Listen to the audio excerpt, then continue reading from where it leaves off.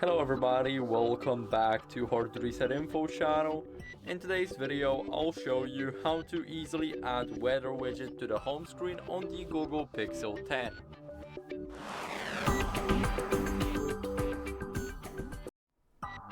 So first, what you guys want to do is go over to your home screen just like me and hold your finger. Now click on widgets, and right here we need to scroll a bit down until you guys see the weather. So it's the pixel weather right here.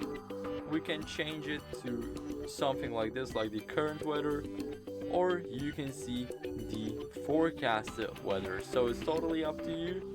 I always use the current weather, and as you guys can see, for me it's 22 degrees Celsius now. So now we know that it works. So I hope this video was helpful. If it was, then leave a like, subscription, and a comment, and I'll see you in the next one.